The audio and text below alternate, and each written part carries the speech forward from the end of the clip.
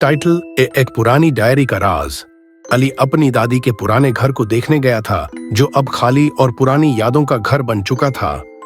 सालों से ये घर बंद था और अली को ये देखने का जुनून था कि अंदर अब क्या हालत है। घर के अंदर धूल, पुरानी चीजें और बेचारापन था। हर चीज एक कहानी सुना रही थी, लेकिन जो सबसे अजीब चीज थी वो एक पुरानी भूली बिसरी डायरी थी जो एक पुराने संदूक से निकली थी।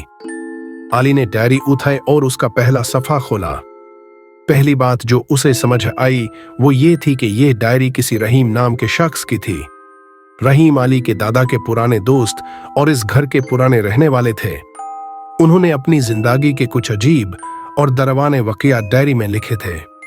डायरी के पेजेस जैसे जैसे अली पलट रहा था, वैसे वैसे उसे अंदाजा हो रहा था कि यह सिर्फ एक आम जिंदगी की कहानी नहीं थी।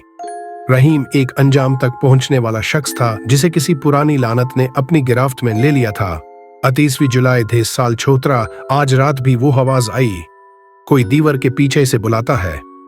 मैंने दादी से पूछा, लेकिन उन्होंने चुप रहने का कहा। अली को डायरी में लिखा हर जुमला और भी ज्यादा क्यूरियस बना रहा था। एक रात रहीम ने उस आवाज का पीछा किया। डायरी में लिखा था, 6 अगस्त दे साल मैंने उस आवाज का पीछा किया। वो मुझे छत तक ले गई। वहां एक पुराना संदूक था।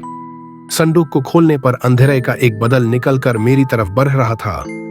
मैं वहां से भाग आया, लेकिन कुछ दिनों बाद मुझे लगता है कि वो अंधेरा अब मेरे अंदर है। अली के हाथ से डायरी गिर गई। उसे अपनी गर्दन के पीछे कुछ ठंडी हवा महसूस हुई। उसे लगा कि यह बस उसका वहम है, लेकिन फिर एक आवाज आई जैसे कोई छत से बुलाता हो। अली ने डायरी उठाई और अपने बग में डाल ली। उसे पता चल गया था कि ये सिर्फ एक कहानी नहीं थी, ये कुछ ज्यादा ही सच थी। अब अली के सामने 2 रास्ते थे, या तो वो सब कुछ चोर कर वापस चला जाए, या फिर उस राज को समझने के लिए छत पर जाए जैसे रहीम ने किया था।